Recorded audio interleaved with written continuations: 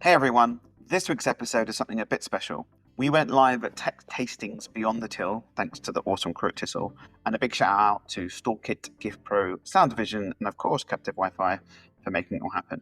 You'll hear from Daisy at JKS and Bex from the Wolseley Group on how to drive revenue after the guest leaves. And then we talk about QR codes, ordering at table, what's working, what's not with Christophe from StoreKit, Travis from Ops Club, and of course William Connors. Hospitality tech straight from the floor. Let's get into it. Oh, and thank you, Chris Fletcher, for hosting. You're awesome.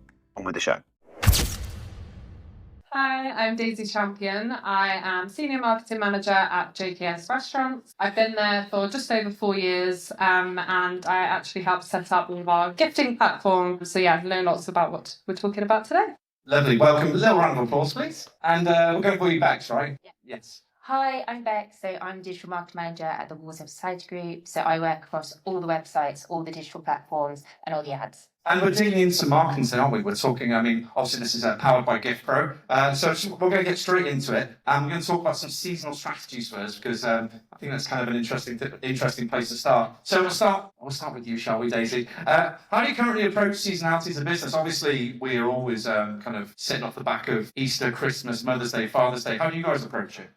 So I think we're actually quite fortunate at JKS that a lot of our brands aren't necessarily affected by downward seasonality, but I think for the ones that we're maybe plugging strategies like working with influencers, PRs, maximizing our CRM databases. And then I guess, the biggest focuses would be on our campaigns around that peak demand. So that would be Christmas, Diwali.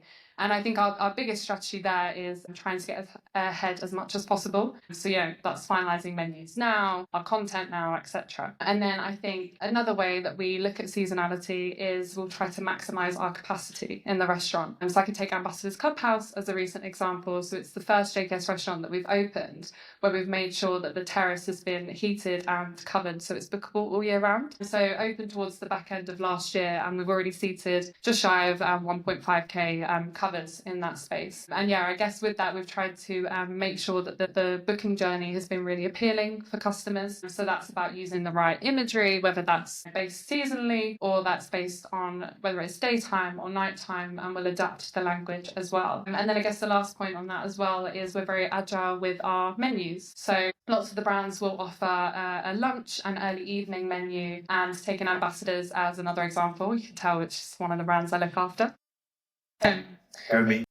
We took the same approach that we have done with the rest of the Indian restaurants, and we launched the lunch and early evening menu, but we didn't find as much pick up from PR as we were hoping or expecting. But then we actually kind of looked at where Ambassadors is in terms of its location, and it's around lots of theatres. So we just made a simple change, renaming it the lunch and pre-theatre menu, and we've had as much, the most PR that we've ever had from that. So I think a key point is when you're working in a restaurant group where there's lots of different types of restaurants, it's about looking at them like individually rather than a one size fits all. So that's why looking at your year over year data is really impactful as well. Good piece of advice actually, because I think that happens a lot in groups where you kind of get put all under one umbrella, but actually the individuality of each brand is important. Very cool. What about you, Bex? So I think it's quite similar that we have lots of different restaurants, 9 different restaurants, but actually they're quite different. They're all their own individual brands. So we cover seasonalities, we push at Christmas, at Easter, but then also we try and tap into like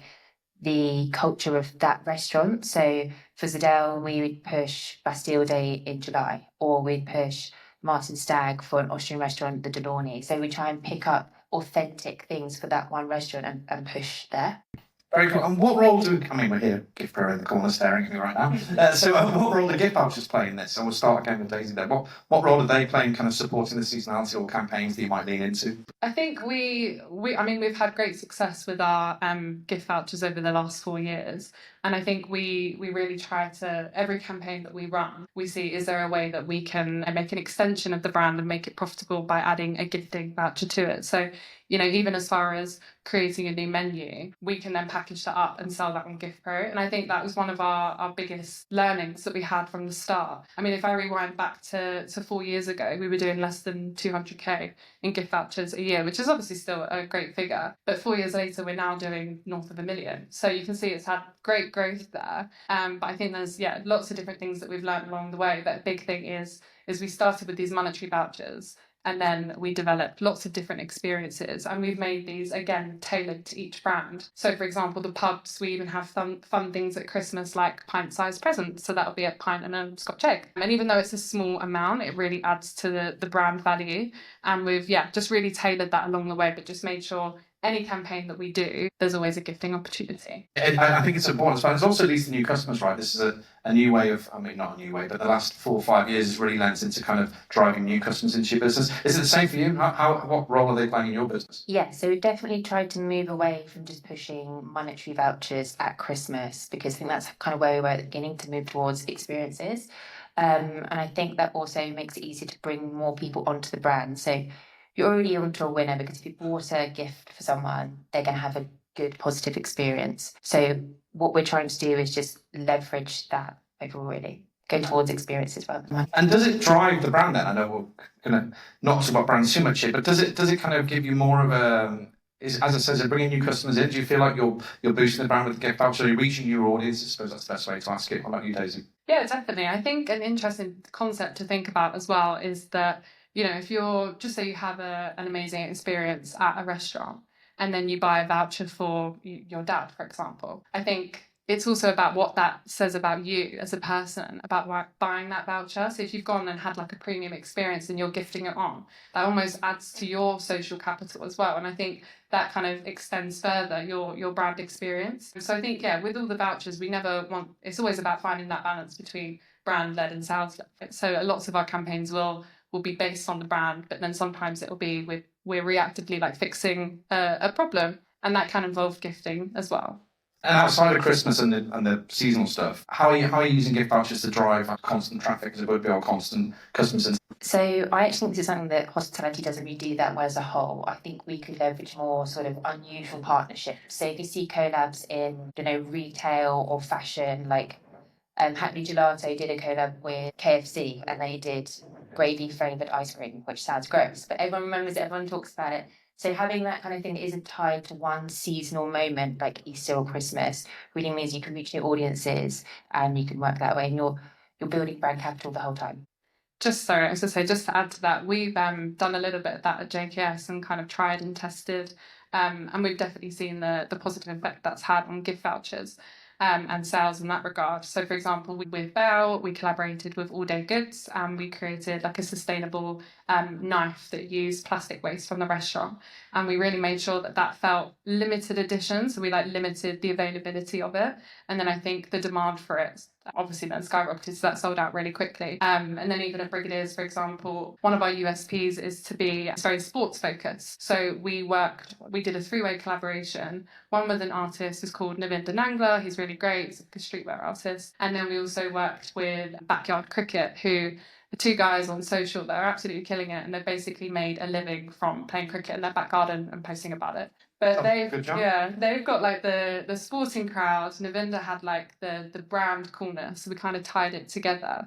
So we found that really impactful, and also we make all of our vouchers actually valid for 10 months, which we find really to enhance like the off-peak trade, because I think that means we sell 40% of our vouchers in the 6 weeks build up to Christmas. So that means anyone that's bought a voucher within that time can't then use it from October onwards. But then what we often find is from September and October, we see an increase in people using the vouchers because they're like, oh God, I've got that voucher that so-and-so bought me. So it kind of helps to use that off-peak as well. Yeah, I know my wife actually diarises when the vouchers run out. So yeah, just as a highlight of my life, everyone. Enjoy that. What about other marketing campaigns you've been involved in? Is there anything you've been particularly proud of that you guys have done? Yeah, so we did something a bit similar to that, I suppose, working in different partnerships. So we worked with Izzy Granger, who is a homeware company, and they created a bespoke egg cup in the colours of the Wolseley. And we then sold that. You could buy the 2 egg cups, which would be delivered to the person you're buying the gift for, along with a present for breakfast at the Wolseley. We did this for Easter and it worked really well. But then we thought, okay, how can we reuse this after Easter? And actually reading some of the data that we had, we see that lots of people actually buy breakfast at the Wolseley as a wedding breakfast present. So now we've kind of changed the marketing, made all the meta description of the website so we get picked up in different gifting guides. And that's one of the things we set now. So. And all of this leads to data. Unfortunately, we have to go there. And I think all the tech people will tell you that data will change the world. But I think in the industry over the last 5 to 10 years, particularly, we've got so much data coming in. How much is it being able to help you drive your decision something Bex? How easy is it to drive a decision making using that data? Is it becoming useful or is it too much? Yeah, so we actually spoke to a few different segments of different restaurants. So we created a survey and spoke to some lapsed supporters. They had been at 3 years. Some people used to come a lot and then didn't come at all. And then some people come at the time, and we asked them a series of different questions like, what did you like? What didn't you like? What would you like to see more from? And actually helped our marketing strategy. We knew that we need more veggie food. In a traditionally French restaurants, that's like sometimes lacking. People want to bring back classics. Like in St John's Wood, they want fish goujons. That's what they want them back. So that really helped us. And knowing what people wanted means that we could respond to that, and they felt heard as part of our community. Amazing. I can say your nails are fantastic. I just noticed them. There's flames on them. Anyway, say to you about the data. Yeah, obviously data is key in like understanding your customer. But I think something that we've found really interesting and something we've only looked more into in the last year or so is the power of cross-selling. So if you're in a restaurant group like JKS, when we, again, going back to Ambassadors Clubhouse, when we launched, most of our first month or two of customers that had made a reservation had actually come from one of our other Indian sites.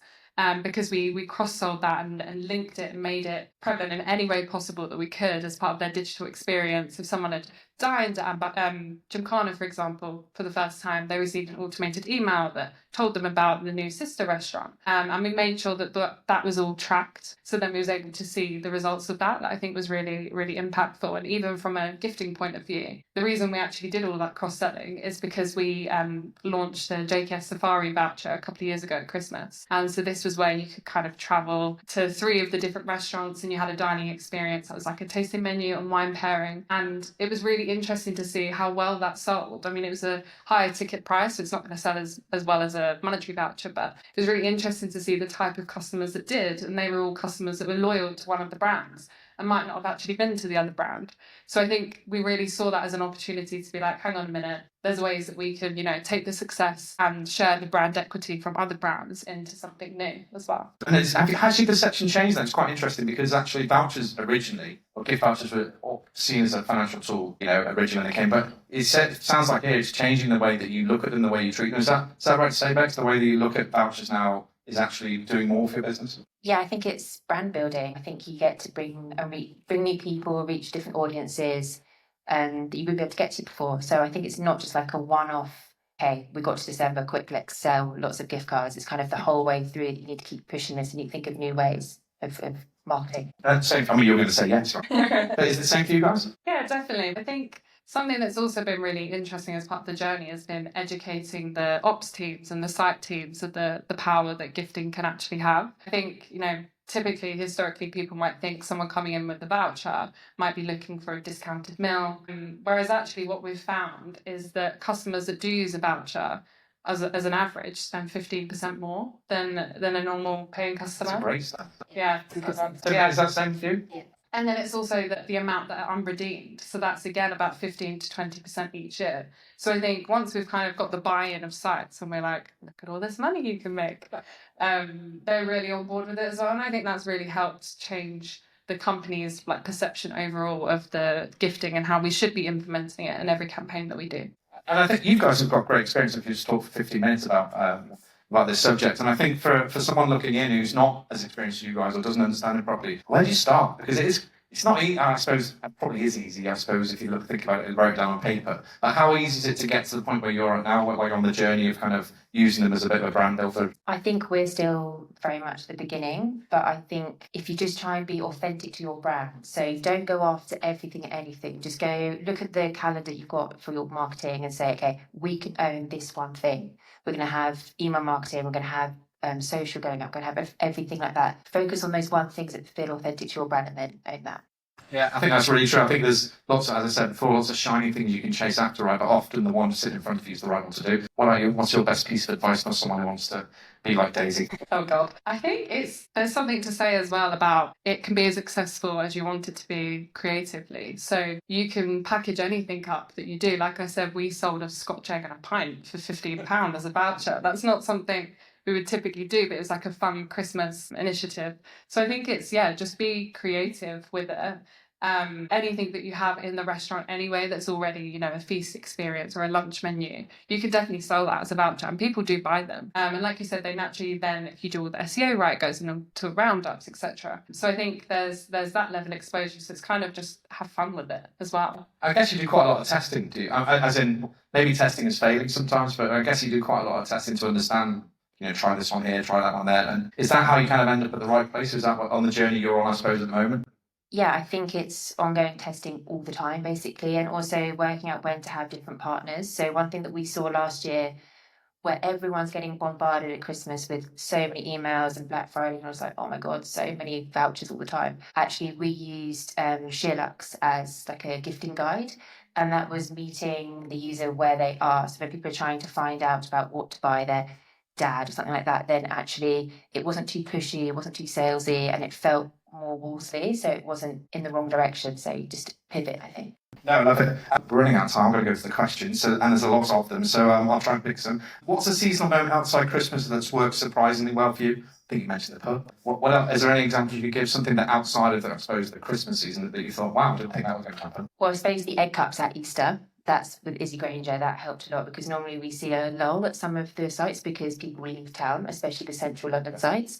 But that definitely helped. I suppose it then becomes tactical, right? So once you've seen the success, then it's part of your marketing campaign next year. Maybe not egg cups, but something along those lines. Same for you. Is there anything that particularly, you mentioned a few, is there anything that you were particularly proud of or that stood out? From the question, seems to be, outside of Christmas, for gifting, where you've seen something that was particularly outstanding. I think it probably is, like I mentioned, with the collaborations. We've obviously seen success in that as well. But I think if you do them outside of the Christmas period, so the t-shirts at Brigadiers, we launched them just before the Christmas period. But something it's funny you mentioned Black Friday, because I think, we try to avoid attaching a percentage discount, for example, off, and particularly at the premium sites. But what we've actually found to be super successful is offering comp delivery for physical vouchers, because we find loads of people obviously want to get them in the orders, the first 10 days of December or before. But we've actually seen great results from that. And for the more premium brands, we won't necessarily shout about it. But again, by looking at the data and looking at the back end of the website, we can see, even without us putting anything on social for Gymkhana, for example, people are looking at the gifting page more during Black Friday weekend. So we'll do something simple as adding a banner. Whereas for brands like Speedboat, for example, if we're going to offer something limited for that weekend, we will shout about it and we'll say you can just get it this weekend, it's valid, next year, blah, blah, blah. But it's just knowing your brand and what works for your audience as well. That's super important. And the last question I'll ask you guys, obviously you're planning ahead and you're looking, as we said, it becomes tactical, so you start to look at next year's budget, next year's marketing plan. When a trend pops up, and it's something like, how tempted are you to jump on it, and can you turn that into a gifting, I suppose, opportunity? Our brand guidelines are quite strict. So it kind of depends where it fits and if it's got longevity. So if we can see it fitting at numerous sites, then we'll probably go for it, and have enough time to push properly. We'll never just quickly jump on something with a quick Instagram. We'll have to really think about it. Yeah, I think in a similar way that I was saying earlier, I think we wouldn't necessarily jump on a trend, and it's always about, like with our marketing, it's weighing up, is it a sales focus or is it brand? Both of them should always sit on the same seesaw, and it should never be one more powerful than the other. So I think if something from a brand perspective makes sense and it also needs that commercial push, then we'll do it, but we wouldn't necessarily jump on it for a trend. Look, super, for the two people that have never done a panel before, I thought they absolutely smashed it, didn't they? Round of applause, please. Thank you very much. Have some more drink. Go and get your stamps off, Harry. You stand in the corner, please, and we'll see you back in about 15 minutes. Thank you. So we're talking about at table tech, friend or foe, which is always interesting. I just wanted to do a quick show of hands like we've been doing before we start. How many of you feel you love at table ordering and it's really adding to your, I suppose, your restaurant journey? Just don't put your hands up. Okay, and on the other side, how many people are feeling like it's kind of disrupting your journey, or still not ready to look after operators or after your guests? Oh, okay, we can all retire. That's good. Okay, so let's just kick it off. We'll start with you, Travis. How do you think that, I suppose, at table, whatever QR code ordering has kind of reshaped what we're doing at restaurants? I mean, I actually think in some ways it hasn't yet, because it's it sort of, as we've just seen here, like it's not getting the good vibes that maybe it should. You'll hear my view here is that I'm a big fan of technology, a big fan of at-table tech, and I think ultimately, it's not going to reshape it, but I think it's going to assist it.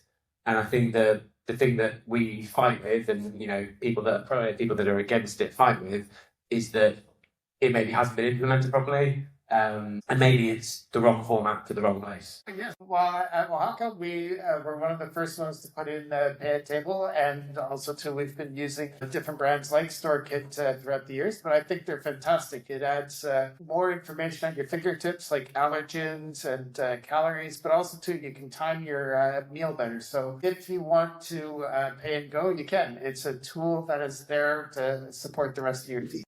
And Christophe, you're at the coalface of this stuff. You're speaking to operators every day, attempting to buy StoreKit. Is there still hesitation? What kind of, I suppose, barriers are you facing when you're trying to sell it now?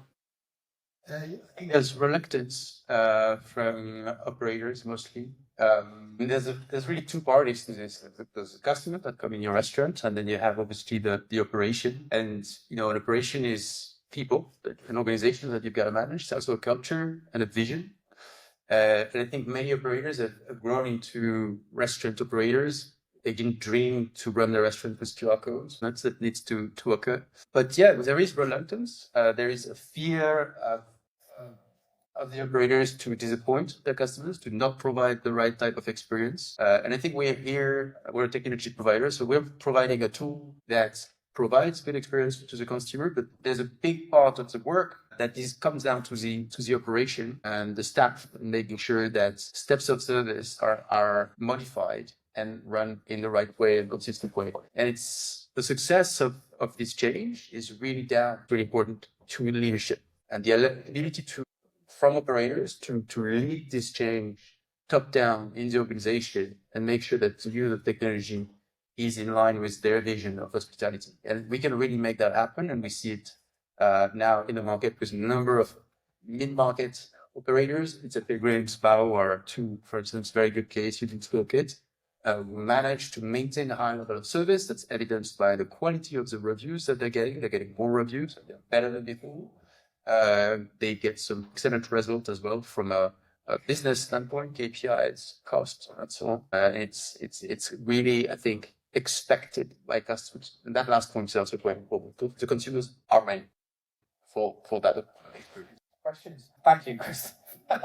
No, I just, we're obsessed with the magic of hospitality, right? As in, like, the bit of I've never been interrupted by a plane before. It's the first.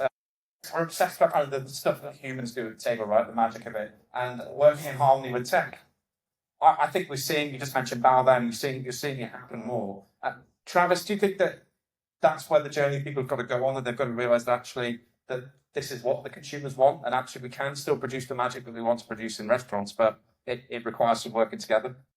Yeah, I absolutely do. Like, I think as an operator for many years, an increasing number of years, there is a bit of a view in our minds sometimes that we deliver this 5-star service, whatever's right for your brand, but like we deliver this amazing thing every day, all the time, consistently across our whole estate, across the UK, and we all know that consistency is our biggest problem. And actually, if you can get good tech implemented properly that fits the thing you are trying to do, maybe that's kiosks in a QSR brand, maybe it's assisted service in comptoir, maybe it's order and pay in a pub beer garden, like that is absolutely what people expect. You don't go buy insurance now by going into a shop and speaking to a human or making a phone call. You go online, you use the technology, you get a personalised experience.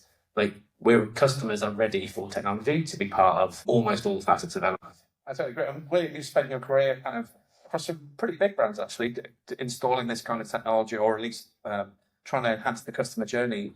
What's your opinion on whether are we closer to that? Yes, absolutely. And as said before, the customers are more accepting of it now, but it's actually getting a bit of a culture change because it's a tool, and you have to get your managers and your team to embrace the tool and use the tool to improve the overall service. But I think as an industry, our old habits die. What's that phrase? You can't teach a dog new tricks. It's a strange phrase, but it's true. And I think that we struggle sometimes to adopt. And we talk about adoption on the first panel this morning. I think, Christophe, some of the lack of adoption we see across the industry is a bit of a barrier. How are you guys kind of getting across that? Because obviously you've got to convince these people that it's a good idea and show them some tangible results, right? The ROI that we talked about before as well. Yes, no, you're right. I mean, we've been ready for a few years. The platform keeps getting better. I think the macroeconomic conditions have led some operators to really think deeply. And again, I mentioned Bao earlier, that they were actually the first to I think, do this in a really smart way. They thought about it they thought about their experience as a product. The technology was part of it. We produced it. But then they also completely changed the way they interact with the customers. The words that are pronounced in the very first 30 seconds of the experience, we all know these moments are key. And they managed to drive a huge adoption. You're talking above 80%. Of the turnover of the restaurant is now going through effectively QR code technology, but it's just presented in a really interesting way. People haven't been to Bao. I really encourage you guys to do it. It's really interesting what they've done. And I think that's what the industry needs. And you're right, there's lots of restaurants that have a QR code. It's copper old QR code that probably most people don't believe will work. The staff haven't been trained properly. They don't know if it actually works. And yeah, that's going to lead to 1% adoption. So I think it needs to be very deliberate. And again, it's leadership in operations need to drive that change in the use of technology. And I'm going to be a little bit controversial here, but something I've written down here: believe the tech, not the server. Are we at a point where our churn is so high in the industry? Perhaps looking in. It's not your fault, by the way. But we've got so many people coming in and out of the industry, which, I'll be honest, it's always been the same, right? We've been in for a long time, haven't we, William? Well, it's always been the same. That hasn't changed. Are we at a point where tech can solve that consistency problem you were talking about, in the fact that allergens, all the serious stuff we should be delivering at table, and recipes and knowledge and upsells and all that kind of stuff can be done quite clearly now through technology? Yeah, I definitely think we are. And I think, if you were going to look at, how many individual front of house servers might make a mistake taking a, order on a bit of paper, versus how many, QR code led transactions are going to cause, a glitch where the allergen is wrong or the, order isn't put through properly. Technology is going to be better at that. Like, computers will make less mistakes than humans. But again, this is not a black and white thing. I think it all needs to come down to what are you doing? What is your operation, trying to achieve, and how are you implementing it? And, I think probably the thing in all of our minds that we're less comfortable with is the idea of, like, in casual dining or any sort of restaurant scenario, how the QR codes and at table stuff fit into that mix. And I think that's the bit that hasn't been solved, or that only a few operators are starting to solve, because that isn't just a QR code on a sticker on a table. It needs to be much more deliberate. And bear with me, but AI obviously is a big deal at the moment. And a lot of you talk about AI use cases, so people, well, how would you use AI in your business to improve it? But I think it's almost the same with at table ordering, right? What scenario applies to your business that works well? And it must have changed, William, since you were at Oaxaca. We talked ages ago about Oaxaca looking at, I think, was it flight pay or something back in the day? So, all the way back there up to where we are now, how much of a journey do you think, not just our internal and our leadership teams are going on, but also the customer? Because as I think Travis said, they want that now. Well, I have to say, from where we were at Oaxaca to where we are today, it's just gotten more seamless and more feature-filled. I mean, the great thing about Oaxaca was when we actually started doing pay table, we were at like 15% usage. And then after COVID, it rose to like up to 80%. And now what it is we're not only looking at the customer journey and the timings, but also the data. Because before we were like, how's that person come in here again? It's like, now we know when you come in, what you eat, what your favorite food is, whether you have kids. Are you segmenting the data by asking different questions? So it is a tool that is used by not only operations, but marketing and the head office across. Yeah, sure. The data before, we're talking about GiftPro, right? How they're using the data to be strategic. But actually building for operators, Christophe, or building tech for people, for the UX, both on the customer side and from the back end where the customers, the operators are using it. How hard is that to do, or is it a constant listening? You said we're going for, how many years have you guys been around for now? We started building StoreKit 5 years ago. Right, okay. So I'm guessing you've been through a few iterations. We've been through iteration. I think it's a funny one. We do listen to the feedback of our customers. We talk to them all the time. At the same time, we had a bit of a militant, opinionated approach about things. You guys have all seen the movies and the books about Steve Jobs and how he had this idea of how things should be done and kind of telling the customers how things should be. And we kind of followed that idea. So we made a few resolute, very specific decisions at the beginning when we started building the product. And we didn't listen to operators saying, oh yeah, but I would like the button here, or I would like the categories to be shown differently. But actually, operators are not software product designers. And we thought that, we wanted to build a consumer grade product to ultimately enable operators to offer these great experiences. So we've been very militant. We have a few opinions, but we also build an iterate, yes, of course, based on feedback. No, I think it's great. Like, you're very confident in your product and confident that actually what you're building will have the ROI that people are asking for, which leads me to ask any of you, I don't know, in terms of ROI, have we got much proof in terms of basket spend versus speed of table versus labor saving, all that kind of stuff? Do you have any data or stats you can share with us? I guess I'm looking at you again. It's very disparate depending on the business. Again, how they're using it. Are they using click and collect, delivery, catering, Invenue? We're talking about Invenue, I guess, today specifically. The type of operator. But I think the KPIs that people tend to look at are spend per head. Is a system able to upsell on my waiters? In many cases, the answer is yes. Not always. Sometimes it is. And if the system is getting better, we're using AI to generate recommendations on the fly. Turns out AI is pretty good at recommending how to pair wines with the dishes you have in your basket. It's quite interesting. Labor cost is obviously a huge topic. We've seen across the board, front of house, labor cost reduction, 20 to 5%. I give quite a broad range, but again, depends how you use it and how much in your restaurant. But that is not something I think many operators can avoid to do in the current conditions. And then there's also the tipping and service charge, which is something interesting where we systematically increase in service charge and increase in tips left by the customer, which is quite counterintuitive. You'd expect customers to leave less tip. Actually, they do leave more tips than they used to on the card terminals. When they're on their phone, there's a bit of intimacy there. That's a moment where they actually are typically more generous. That's what we've discovered. Extra burger, more tip.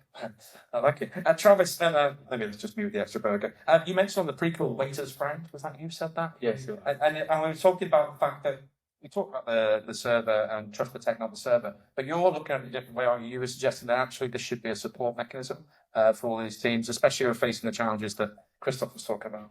Yeah, I think the big problem when we looked at this is, we had two different service cycles happening. We had the option of a QR code on the table that almost everyone had in some way, and then we had our normal service cycle, which was entirely human-led, human-driven. Like, there was no real point just replacing, one system with another if it's going to be exactly the same. So, and we wanted to blend them together in order to assist service, make it better, take away those pinch points where we are a bit stretched. One of our biggest problems in terms of guest feedback is not being able to get hold of your waiter when you want someone. And so the two times when that's the problem is when you want another drink, or you want a bit of, side or meze or whatever, or when you want to pay a bit. So actually, if we can bring those two things into the experience that you can solve for yourself at any point, so our version of QR code ordering now involves, two main things that are different. One, there's no QR code on the tables.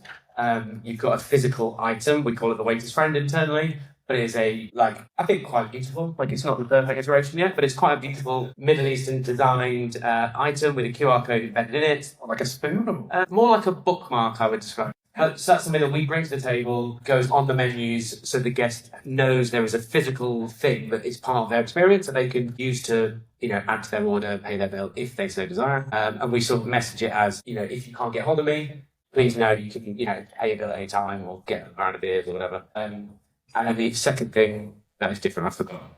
That's fine. And I think, actually, I've just forgotten what I was going to say. That's weird, it's catchy. No, I was going to say, winning is actually the real problem solving here, or trying to give customers choice? Because actually, I don't want you to tell me what to do, right? When I go for dinner, I just want to go for dinner. I'm not thinking about what I have to do, but are we actually just solving this problem by saying, look, you have a choice. You can check out now, you can order now, you can add now, or you can use the waiter. You'll never be able to separate the server from the guest experience. What it is it's a tool that the restaurants can use use it as a pedestal to raise their game a little bit. I mean, we have different problems where you have less experienced staff coming on. So you can use that as a tool to say, what are the allergens? I can find out. You can use it to retain staff by asking questions like Yuda, like Toddy, where it's like, what do I do in this situation? I'll come back and say, yes, you can do that. So the thing is technology is your friend if you use it properly. But the thing is it's not going to replace a human. It's just going to probably make it more efficient. Technology is your friend. I'm taking that one home today. Look, and I can smell the food coming soon. I just wanted to get, have there been any surprise wins by using this kind of technology in your businesses? I mean, we're talking about the bookmark, but is there anything you were like, wow, I did not think that would happen? Two things. I'll try and remember them both this time. Job use. Because we have a tech-enabled process now, especially for checkout, if people want it, we're getting, per month, hundreds more reviews onto Google. We all know how important our Google number is. And getting positive reviews, 5-star reviews onto there didn't think it would be to such a great degree. And then the second one is people wanting to use digital menus to see pictures and videos of food. So that's crazy. I remember the days of the old rented tables that had the. And it's a key reason our team like to talk about it is because they can be like, look, if you want to see what your mixed grill looks like, there's great photos there. We haven't done it yet, but we can have videos, which if you really cool, show a video of a mixed grill being cooked on the grill, that's really powerful, I think. And never thought about that before.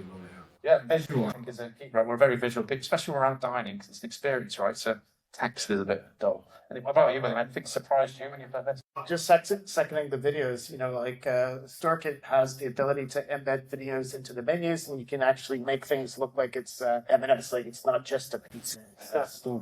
But another thing which was a huge surprise, this is going back to Oaxaca, was we were kind of expecting usage of maybe 50% tops like that, and it's 85 in some places, and it's like, how like that? So we looked in, and what it was we linked feedback to the pay at table, and so immediately the customer would come back and say, "We liked Chris's smile, Chris's thing," and all of the servers were trying so much harder because they knew they were going to get this positive feedback. So they were saying, "Yeah, please use the pay at table and give me a nice feedback." And so the thing is that was something that was completely unexpected, but it's good for everyone.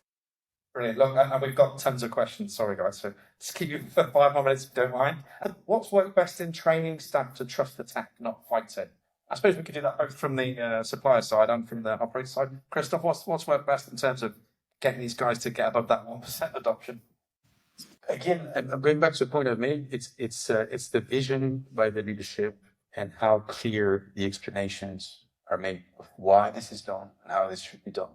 And if there's a strong confidence of the leadership, then the training is well thought through. The staff will not be fearful of implementing these steps. It is simple, isn't it? It is like rolling out a project, whether it's a new menu, it's just another project, but it needs buy-in. What I would just say, is I would encourage the leaders to go out and experience at table technology as customers themselves several times. It's a new technology. You need to understand, you really need to understand what is the customer's experience so that as an operator, you can design the right process and the right solution. There's this idea that QR code is a little bit weird. It's fine in a pub. But if you don't experience it yourself a few times to get a bit used to it and get through that first hurdle, the first adoption, the first try can be a bit new. You realize how quickly that turns into and you understand how you can roll it out at scale. So I think that's a good investment to do for it. I certainly very, very quickly. I was sat with Gavin in Pete's Pilgrims, and we sat and watched the table in Kingly Court on Reed Street. And we watched the table paying to check out, right? It was a family of 4. And it took, I think we timed it about 6.5 minutes they were finished, coats on, ready to go. And they were trying to get the server. I said, that place is crazy busy. So the server's running around. And we just said that we could have solved that in a minute.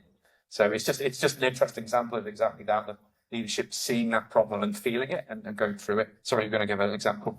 I was just going to add, I'm definitely not an expert in change management, but I think I would echo what you said about the leadership, and not just the leadership in the business, but the leadership in each individual place. they need to be on board. And so like there's all that bit of getting your people, on board, and a process that does work. Like, I know that sounds silly, but like we started off with a few ideas about how we do pay a table. The ops team said it definitely that isn't the way that it will work, and we very quickly agreed, and like we're open to that feedback. And I think you've got to do it with people, not through or onto people. Kind of complementing what was just said was the fact that you have to invest heavily up front, train your teams very well, get the supplier on at the site, do one site first before to make sure everything is working, and then kind of spread out. If you just do a tick box and say, yeah, on the 20th, just turn it on and stuff, you won't get any usage, because you have to win over your staff. You have to win over the customer. And then once you're at that level, it's very easy to keep it at that level. Have we got time for one more, Jesse? Okay, good. Let me pick a good one. There's lots here, by the way. Do you think tech will always need that human assist, or can it eventually stand alone? Travis? I saw my initial go-to yes. However, the day that we replaced the QR code with like a voice AI on my table, and I can just order from a good AI. On the experience you want to create. And if you want to have a mid-market restaurant with a reasonable average spend per guest, and you want to control your business and scale it, you will have to use technology more or less. I think in QSR, right? You've got a lot of experience in QSR, especially recently. I think you're almost there, like, on that customer-facing element that humans are. Well, I suppose it depends on the brand. Like what it is you want every customer, whether it's QSR or five-star dining, to be immediately recognized and appreciated, and that the service flow is very smooth. That's guaranteed everywhere. I mean, there's certain brands right now where they've completely removed people as just somebody handing out food, and I think that's probably a little bit too far on the other side, because it's not just the food, it's the people, it's the warmth, it's the atmosphere. And tech isn't. I mean, there's one place that one company that I saw doing a full interactive thing on the tables and stuff. I mean, there's always possibilities of new things, but the thing is humans, people want to deal with humans. I don't think that'll ever go away.